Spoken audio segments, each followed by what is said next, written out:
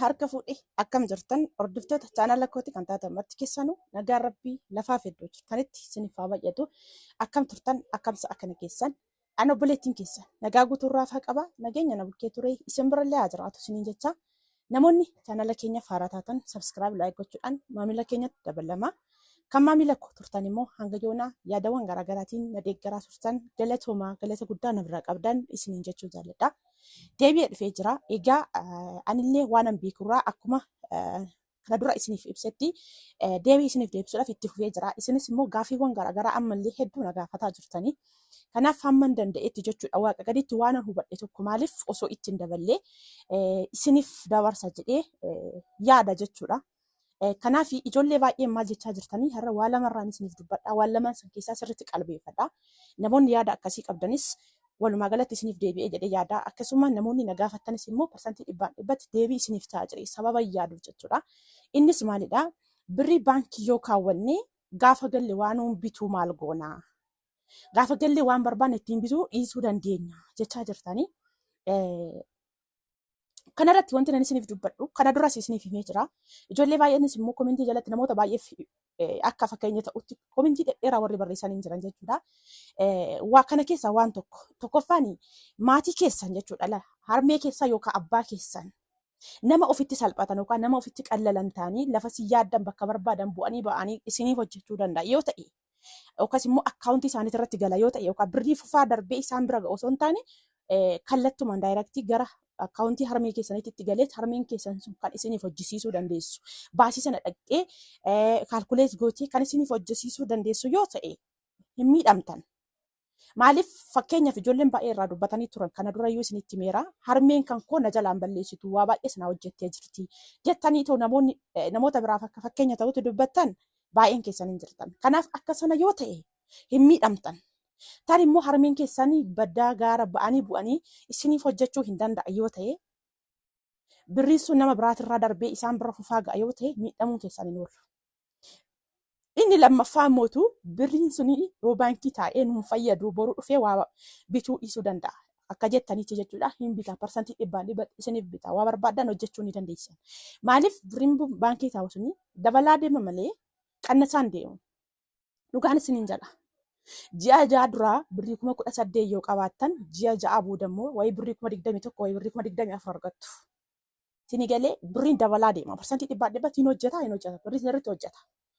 Kanaafiyyuu ani wanti isiniin jedhu dhugaan isiniin jedha fakkeenya ofirraa ka'een isiniif hima birrii waggaa arfan dura darbee sanaa fi kan waggaa lamaan kana osoo nuuf harkaa qabaadhee raadhee mana tsadaa jedheen bitaa har'a. Kondominiyeemii sa'aatii kanatti birrii rakkisan jira. Dhugaan isiniin jedhu miliyoona 1.5 jechuudha. Miliyoona 1,500 kan abbaa 37 abbaa ciisicha tokko shintibeetii koshinaa of danda'ee jechuudha. Kan mana kiraa ta'ee namaa walitti isin hin buusne waan ofiisaatii hunda guuttate jechuudha. Hin bittan jechuudha. Kaashii birrii keessan baasanii dadhabbii tokko malee jechuudha. Kanaafiyyuu ani har'a isa sa'aatii kanatti bituudhaaf birriin achi nan geenye. Maaliif mana kana dura itti dadhabisan ammoo har'a sa'aatii kana yookaan immoo haaluma salphaa kana keessatti gurguree ka'een immoo birrii dabalee sana fidaadhaaf achi hin ga'amu. Sa'aatii isin barbaadda sanatti manni sun sirraa gurguramuu dhiisuu danda'a waan ta'eef jechuudha. Kanaaf osuma keessi koo nagaddu jechuudha. Dhugaan isiniin jira. Mana immoo kan argattan namarraani namatu isiniif barbaada namarraan jechuudha. Guutee jira sirriitti jira. Sa'aatii akkuma kana hundeebineemii sirriitti jira jechuudha. Namoonni haaluma jireenya qaaleensa asiitiin wal qabateen jechuudha hin gurguru mana warri tirfii qabanii gurguru jechuudha. Kanaaf ani amma isaan argadhee garuu maallaqan dhabe waan ani isin sobu hin qabu 1.5 argadhee garuu maallaqan of harkaa dhabe. Maallaqni koo achi ga'uu dide. Osoon kaa walumatti maallaqni kan koo sun waggaa ja'a kun muluun sana harka jira ta'ee jechuudha. Isa irraa iyyuu bitee mana san bitadhee waa barbaade ittiin godhachuu nan danda'a jechuudha. Irraa naa hafeeyyuu jechuudha. Garuu maaltu nu shawwada beektan gisee baay'ee biyya namaa keessa teenyee tokkoffaa namoonni ofirraa kaasan isiniif himaani. Hin shawwadaminaa wanti nan isin jedhu. Uffata tasuma hin bitinaa. Biyya namaa keessa teessanii uffata tasuma hin bitinaa. Dhugaan isiniin jedha. Maallaqa keessan ji'aan ji'atti argattanitti jechuudha. Ji'aan ji'atti argattanirra yoo miti akkasuma immoo sa'aatii tokko giiftii namoonni isaan isinii kennan iyyuu guduunfadha kaa'adha. Dhugaan isiniin jedha. Dhufee jennaan baay'eetti isin fayyada. Dhufee jennaan baay'ee waa baay'ee ulaa baay'ee isiniif cufa sababa ta'eef jechuudha. Kanaaf dhaamsi koo inni isiniif qabu ammaaraacii jalqaba isinii kaase sanaan kallattii sanaan karaa argattanii namni isiniif hojjetee akkasitti amanamummaan amantan jiraannani hojjetadha waan barbaaddan.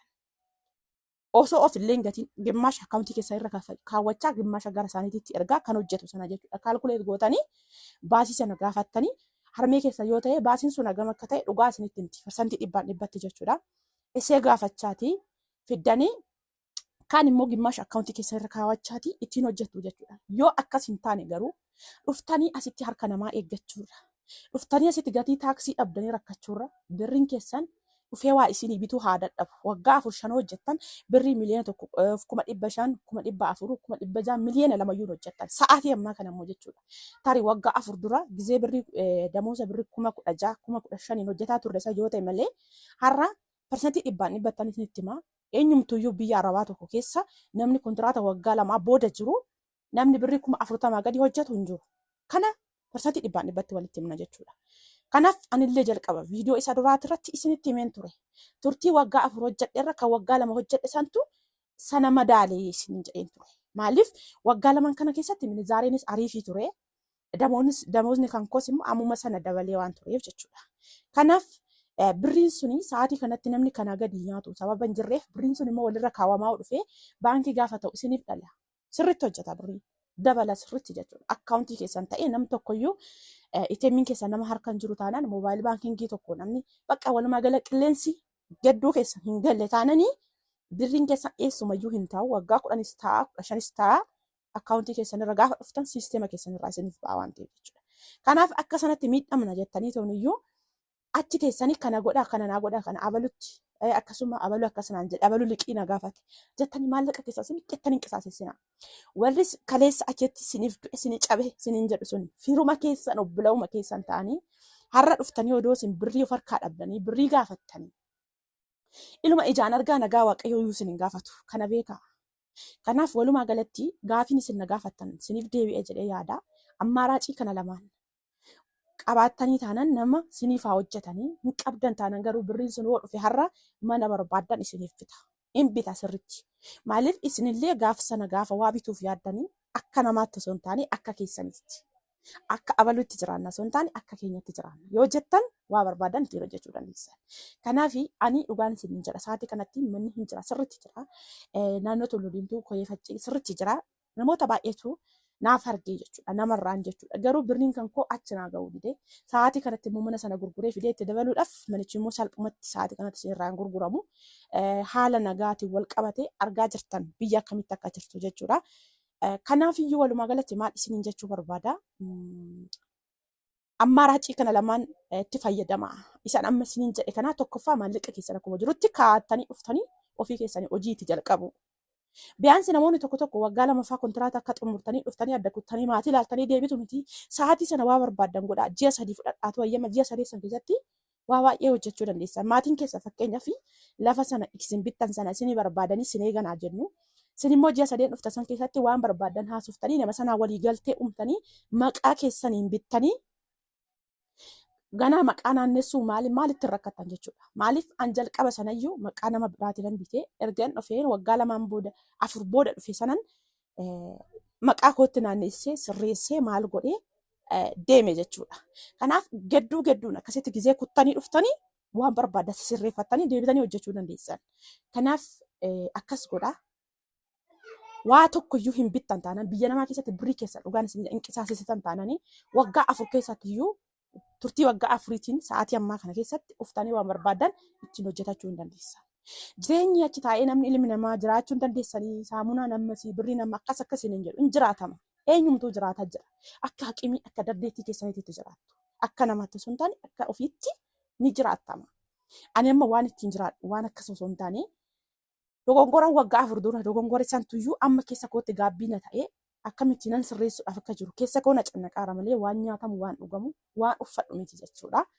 Inni caalaa immoo mana nama kan birattuu hin beektanii. Kanaaf ammas immoo rakkoo hin qabu. Wantoota hedduudha kan inni yaalati jiru. Mee akka isiniif fakkeenya ta'uttis boru gara fuulduraatti kan inni isiniif qoodu ta'a. Kanaafiyyuu gaafiin keessan isiniif deebi'ee jedhee yaada obboleewwan kiyyaa dhiifama naa godha. Viidiyoo yeroo baay'ee kanan gaggabaabsee isiniif dubbadhu narraa hin deemu daataan koo dadhabaa waan ta'eef sanii fi ammallee turtii gaariin isiniin jedha. Hanga viidiyoo biraa walitti deebi'utti.